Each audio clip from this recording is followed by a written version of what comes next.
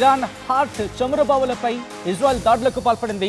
Non స్టాప్గా మిసైళ్లతో టెహ్రాన్పై భీకర దాడులకు పాల్పడుతోంది. అంటే అర్థం చేసుకోవచ్చు ఇజ్రాయెల్ ఏ స్థాయిలో దాడులకు పాల్పడే ప్రయత్నం చేస్తోందో.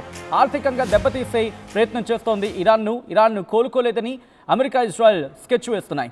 అందుకే పర్ఫెక్ట్ పాయింట్ను పిన్ చేసి కొడుతున్నాయి ఈ రెండు దేశాలు కూడా. టెహ్రాన్తో పాటు ఇటు టెహ్రాన్కి సంబంధించి మాట్లాడుకున్న సందర్భం టెహ్రాన్ అలాగే ఆల్బోర్ట్ ప్రాంతాల్లో చమురు నిల్వ కేంద్రాలు ఉన్నాయి. రిఫైనరీలపై బాంబర్లతో దాడి చేస్తున్నాయి, విరుచుకుపడుతున్నాయి. పెద్ద ఎత్తున మంటలు ఎగసిపడుతున్నాయి అక్కడ. దీంతో చుట్టుపక్కల ప్రాంతాలకు వ్యాపిస్తున్నాయి ఆ మంటలు. ఈ మంటని ఆర్పడం అంత ఈజీ కాదు. ఎందుకంటే చమురు నిల్వ కేంద్రాల్లో ఒక్కసారి మంట అంటుకుంటే ఆయిల్ మొత్తం అయిపోయే వరకు కూడా మండుతూనే ఉంటాయి. ఈ క్రమంలోనే అందుకే ఇరాన్ జీవనాడి అది, ఇరాన్ బ్రతుకు తెరువది. ఇరాన్ బ్రతకాలంటే ఇరాన్ బ్రతుకుతున్నది వాళ్ళ చమురు నిక్షేపాల మీద. క్రూడ్ ఆయిల్ కావచ్చు, లేకపోతే ఆ రిఫైనరీస్ మీద కావచ్చు, వాటి మీదే ప్రెసెంట్ ఇరాన్కి సంబంధించి మాట్లాడుకున్న క్రమంలో వాళ్ళకు కీలకంగా మారిన సందర్భం. అందుకే వాటి మీదే ఇప్పుడు దాడులు చేసే ప్రయత్నం చేస్తోంది. అయిపోయింది. Iran supreme leader ఆయతుల్లా Ali Khamenei target చేయడంతో తమ లక్ష్యం పూర్తయిందని చెప్పి ఇరాన్ మీద దాడికి సంబంధించి మాట్లాడుకుంటున్న క్రమంలో ఇజ్రాయెల్ కావచ్చు, అమెరికా కావచ్చు అనుకుంటున్నాయా? మరి ముఖ్యంగా అమెరికా అయితే మాత్రం అదే అనుకుంటుంది అనుకోవడంలో ఎటువంటి అతిశయోక్తి లేదు. ఎప్పుడైతే ఆయతుల్లా అలీ ఖమేనీ మరణించాడో తను అనుకున్న టార్గెట్ పూర్తయిందని చెప్పి అమెరికా భావించిన సందర్భం. ఆ తర్వాత దాడుని కాస్త తగ్గించిందని చెప్పుకోవచ్చు. బట్ ఇప్పుడు చూసుకుంటే కనుక దాడులని మరింత తీవ్రతరం చేయడం జరుగుతోంది. అయితే ఈసారి లొకేషన్స్ ఆ దేశాధినేతలో లేకపోతే కీలకమైన వ్యక్తులు ఉంటున్న ఆ ప్రదేశాలు కాదు, ఆ స్థావరాలు కాదు. ఇప్పుడు నేరుగా ఆ దేశానికి ఆర్థికంగా వెన్నుముకగా నిలిచిన చమురు నిక్షేపాలు, చమురు కేంద్రాలు విజువల్స్ మీరు చూడడం జరుగుతోంది. ఇరాన్ ఫ్యూయల్ ట్యాంకర్లు ధ్వంసం అవుతున్న పరిస్థితి. ఈ క్రమంలోని పూర్తిగా అస్తవ్యస్తంగా మారిపోయింది అనుకోవాలి అక్కడ పరిస్థితి. ఎందుకంటే టెహ్రాన్, ఆల్బోర్స్ ప్రాంతాల్లో చమురు నిల్వ కేంద్రాలు ఉన్నాయి. మనం మాట్లాడుకున్నాం ఇటు చమురు కేంద్రాలకు సంబంధించి మాట్లాడుకున్న సందర్భంలో ఎవరి దగ్గర ఏ మేరకు చమురు నిల్వలు ఉన్నాయి అని చెప్పి గతంలో మాట్లాడుకున్నప్పుడు వెనుజులా దగ్గర అత్యధికంగా ఉన్న పరిస్థితి. వెనుజులా చాలా కీలకంగా, వెనుజులా దగ్గర అత్యధికంగా దాదాపు 303 మిలియన్ బ్యారెల్స్ అనుకుంటా. Subject the correction here at again. So అటువంటి నేపథ్యంలో ప్రెసెంట్ వీడి గురించి మాట్లాడుకుంటే, అంటే ఇరాన్ గురించి మాట్లాడుకుంటే ఆ తదుపరి స్థానాల్లో ఉన్న సిచ్యువేషన్ అండ్ నిన్నకొక మొన్న మాట్లాడుకోవడం జరిగింది. ఇరాన్ ఎక్స్పోర్ట్స్ గురించి మాట్లాడుకుంటే అత్యధిక శాతం 90.8% ఇటు ఇరాన్ క్రూడ్ ఆయిల్ ఎక్స్పోర్ట్స్, దాంతోపాటు ఇటు చైనాకి ఉన్నాయంటూ కొన్ని రిపోర్ట్లు చెబుతున్నమాట. ఆ తర్వాత చూసుకుంటే ప్రెసెంట్ ఉన్న సందర్భంలో సిరియాకి 3.3, దుబాయ్కి 2.2 ఆయిల్ ఇరాన్స్ ఎక్స్పోర్ట్స్ గురించి మాట్లాడుకుంటే, ఆ తర్వాత వెనిజులాకి 1.2, ఇరాక్కి 0.9, ఒమన్ 0.3, శ్రీలంకకు 0.2, లెబనాన్కి 0.2, మలేషియాకి 0.4 అండ్ టర్కీకి 0.6. ఇది డేటాకి సంబంధించి మాట్లాడుకునే సందర్భంలో డేటా ఒక ట్రాకింగ్ ఎస్టిమేట్స్ గురించి మాట్లాడుకున్న పరిస్థితి. సో ఇటువంటి నేపథ్యంలో ప్రెసెంట్ ఏ మేరకు భారీగా నష్టం ఉందనేది మాట్లాడుకుంటున్న పరిస్థితి. క్రూడ్ ఆయిల్ గురించి మాట్లాడుకుంటే ఇక్కడ స్టాక్ గురించి మాట్లాడుకుంటే 3 రోజుల క్రితం ఇటు అమెరికా దగ్గర 200 రోజులకు సరిపోయే ఉందనేది కొన్ని రిపోర్ట్లు చెప్పాయి. అండ్ ఆ తర్వాత చైనాకు 104 రోజులు, జపాన్ దగ్గర 260 రోజులు, సౌత్ కొరియా దగ్గర 210 అంటూ ఇంకొన్ని రిపోర్ట్లు, ఆ తర్వాత సింగపూర్ దగ్గర 245 రోజులు అంటూ ఇలా వివిధ రిపోర్ట్లు చెప్పిన మాట. అండ్ గ్లోబల్ స్టాటిస్టిక్స్ ఏం చెప్తున్నాయి, ఎవరి దగ్గర ఎంత రిజర్వ్ ఉన్నాయి ఆయిల్ అనేది మాట్లాడుకునే ప్రయత్నం చేస్తే ఇటు వెనుజులా దగ్గర అత్యధికంగా ఉన్నాయి. వెనుజులా దగ్గర 303 బిలియన్ బ్యారెల్స్ ఆఫ్, ఇందాక మిలియన్స్ అన్నాను కదా, బిలియన్స్. ఇందాక వెనుజులా దగ్గర మాట్లాడుకుంటే 303 billion barrels of oil reserves ఉన్నాయి. అది వెనుజులా దగ్గర మాట్లాడుకుంటే. ఇక అక్కడి నుంచి కొంచెం ముందుకు వెళ్తే సౌదీ అరేబియా దగ్గర 267 billion barrels of oil reserves ఉన్నాయి. ఆ తర్వాత ఇరాన్ దగ్గర అత్యధికంగా. గుర్తుపెట్టుకోండి, వెనుజులా టార్గెట్ పూర్తయిపోయింది అమెరికాది అండ్ ఇజ్రాయెల్ సంయుక్తంగా.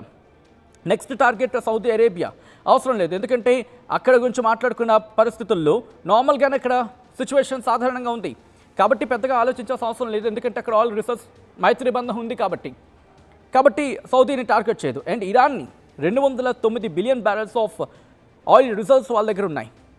ఆ తర్వాత స్థానంలో Canada 163 billion barrels, Iraq 145 billion barrels, UAE 113 billion barrels అంటే దుబాయ్, కువైట్ దగ్గర 102 బిలియన్ బ్యారెల్స్, రష్యా దగ్గర 80 బిలియన్ బ్యారెల్స్. లిబియా దగ్గర 48 billion barrels, United states 45 billion barrels of oil reserves ఉన్నాయనేది చెబుతున్నమాట. సో అమెరికా ఏం చేస్తుంది, తెలివిగా తన దగ్గర ఉన్న వాటిని వాడకుండా పక్క దేశాలకు సంబంధించి టార్గెట్ చేసే ప్రయత్నం చేస్తోంది. గ్లోబల్ లెవెల్లో నష్టాన్ని కలిగించే ప్రయత్నం గురించి మాట్లాడుకుంటున్న క్రమం. దీంతోనే ఇప్పుడు సంయుక్తంగా దాడులకు ఉపక్రమిస్తున్నాయి. అండ్ నైజీరియా, యునైటెడ్ స్టేట్స్ తర్వాత 45 బిలియన్ బ్యారెల్స్ నైజీరియా దగ్గర యునైటెడ్ స్టేట్స్ దగ్గర ఉంటాయి. నైజీరియా దగ్గర 37 billion barrels of oil reserves ఉన్నాయి.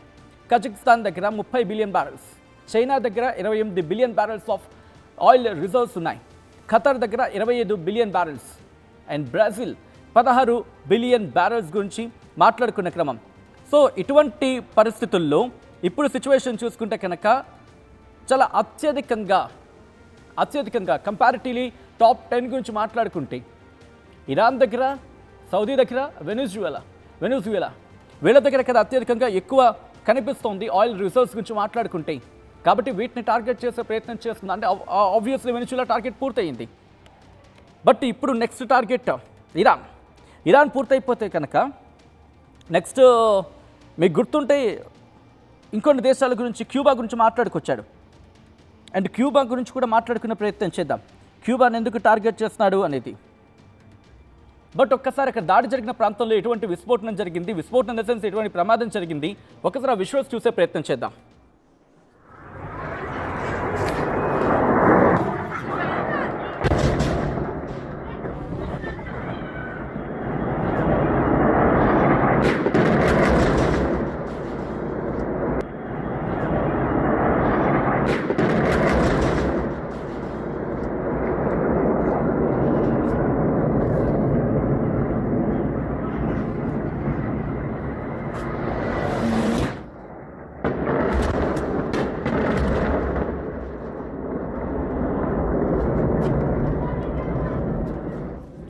కొద్దిసేపటి క్రితం మాట్లాడుకున్నట్టుగా దాడులు తీవ్రతరం అవుతున్నాయి. రోజు రోజుకి ఇంకా కాన్సన్ట్రేషన్ పెంచుతున్న పరిస్థితి ఉంది. ఎందుకంటే ఇటు మాట్లాడుకుంటున్న క్రమం ఇరాన్కు రష్యా సపోర్ట్ ఉందనేది అమెరికా ఆరోపిస్తుంది. అమెరికా మరి ముఖ్యంగా CIA వాళ్ళ ఇంటెలిజెన్స్ గురించి మాట్లాడుకుంటే, సో CIA ఏమనుకుంటోంది, ఇటు Russia at the same time China వీళ్ళకి సపోర్ట్ ఇస్తున్నాయి, టెక్నాలజీ సపోర్ట్ ఇస్తున్నాయి, దాంతోపాటు రాడార్ సిస్టమ్కి సంబంధించి కావచ్చు, శాటిలైట్ ఇన్ఫర్మేషన్ కావచ్చు, ఇవి ఇస్తున్నాయి. కాబట్టి ఇన్ని రోజులు ముందుకు వెళ్ళగలుగుతోంది. లేకపోతే ఇరాన్ దగ్గర ఉన్న టెక్నాలజీని ఎప్పుడో కొట్టిపారేసాం, వాటితో ప్రెసెంట్ ఉన్న సిచ్యువేషన్ని ట్యాకిల్ చేయడం ఇరాన్ సాధ్యం కాదు. బట్ అయినప్పటికీ ఇంత ప్రిసిషన్తో స్ట్రైక్ చేస్తుందంటే దీని వెనకాల ఉంది రష్యా అంటూ కూడా CIA భావిస్తుంది. బట్ ఎక్కడ ఓపెన్గా చెప్పట్లేదు. ఎందుకంటే ఒకవేళ అది ఓపెన్ స్టేట్మెంట్ అయ్యి రష్యాని కనుక నిందిస్తే అది ఓపెన్గా మళ్ళీ యుద్ధానికి దారితీసే అవకాశం ఉంటుందని చెప్పి మాట్లాడుకుంటున్న క్రమం. సో ఈ నేపథ్యంలో ప్రెసెంట్ సిచ్యువేషన్ చూసుకుంటే చాలా స్ట్రాంగ్గా వెళుతోంది. అండ్ ఎవరు ఎందుకు ఏ విధంగా దాడి చేస్తున్నారనేది ఎవరికి అర్థం కాని వ్యూహంతో వెళ్తోంది. ఇరాన్ ఒకటే చెబుతోంది, మేమైతే విడిచిపెట్టేది లేదని చెప్పి. స్ట్రైట్ ఆఫ్ హార్మోస్ ఎంట్రీగా ఇప్పుడు ఇష్యూ జరుగుతోంది. ఎందుకంటే బహుశా రేపో ఎల్లుండో స్ట్రైట్ ఆఫ్ హార్మోస్ని ఇటు అమెరికా తన US వెషల్స్ని అమెరికన్ నేవీని రంగంలోకి దించి అక్కడి నుంచి వాటిని పంపిస్తామంటూ చెప్పుకొస్తోంది. ఎందుకంటే కనుక పరిస్థితి ఇంకా రోజు రోజుకి డిటోరియేట్ అయిపోతాయి, పరిస్థితి ఇంకా పడిపోతే కనుక అమెరికా మీద ప్రెషర్ పెరుగుతుంది. ప్రపంచం అంతా కలిసి అమెరికా నిందించే ప్రయత్నం చేస్తుంది. అమెరికాలో కూడా రేట్లు పెరిగిపోతాయి, అమెరికన్లు కూడా నిందించే పరిస్థితి ఉంటుంది. ఎందుకంటే వాళ్ళ కంపెనీలు కూడా వివిధ దేశాల్లో ఉన్నాయి, వాళ్ళకి నష్టాలు వచ్చే అవకాశం ఉంటుంది. ఆ తర్వాత గ్లోబల్ ప్రెషర్ అమెరికా మీద పడిన తర్వాత అమెరికాను పూర్తిగా ఒక అస్తవ్యస్త ఆర్థిక వ్యవస్థగా చిత్రీకరించే ప్రయత్నం జరగచ్చని చెప్పి మాట్లాడుకునే పరిస్థితి వస్తుంది. కాబట్టి అటువంటి పరిస్థితుల్లో తలెత్తకుండా ముందు జాగ్రత్తగా వెళ్ళే ప్రయత్నం చేస్తుంది. ఇప్పటికే చెప్పుకొచ్చింది ఏమని, ఇండియా లాంటి దేశాలకి. బట్ వాళ్ళకి చెప్పాల్సిన అవసరం ఉందా?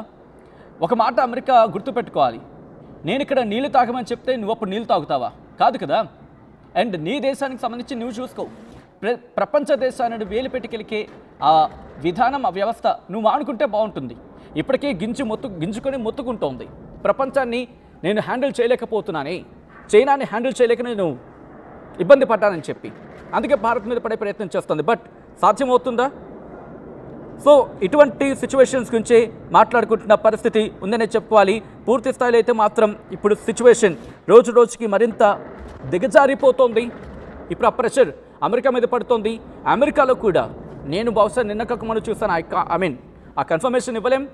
బట్ ఒక పైలట్ సెనేట్లోకి వెళ్ళి గట్టిగా మాట్లాడుతున్నారు, మేము ఎందుకు ఇజ్రాయెల్కి ఎందుకు మేము సపోర్ట్గా యుద్ధం చేయాలి, వాళ్ళ కోసం మేము ఎందుకు బలైపోవాలని చెప్పి. ఒక అమెరికన్ జర్నలిస్ట్ ఆన్ స్క్రీన్ చెప్తున్నారు. ఆమె అమెరికన్ జర్నలిస్ట్ ఆన్ స్క్రీన్ చెప్పే ప్రయత్నం చేస్తున్నారంటే పరిస్థితి ఏంటో అర్థం చేసుకోవచ్చు. అక్కడ ఎటువంటి సిచ్యువేషన్స్ ఉన్నాయనేది. అండ్ అక్కడ మిడ్ టర్మ్ ఎలక్షన్స్ రాబోతున్నాయి. నవంబర్లో మిడ్ టర్మ్ ఎలక్షన్స్ ఉంటాయి. ఆ మిడ్ టర్మ్ ఎలక్షన్స్లో ఎటువంటి సిచ్యువేషన్ ఉంటుంది అనేది ఇప్పుడు డెమోక్రాట్లకు సంబంధించి కావచ్చు, రిపబ్లికన్లకు సంబంధించి కావచ్చు, రెండింటిలో కూడా చర్చ ఉంది. డెమోక్రాట్లు, రిపబ్లికన్ వీళ్ళిద్దరి మధ్య కూడా చర్చ ఉందంటే అర్థం చేసుకోవచ్చు. ఒకసారి దానికి సంబంధించి బ్రేకింగ్ న్యూస్ చూద్దాం.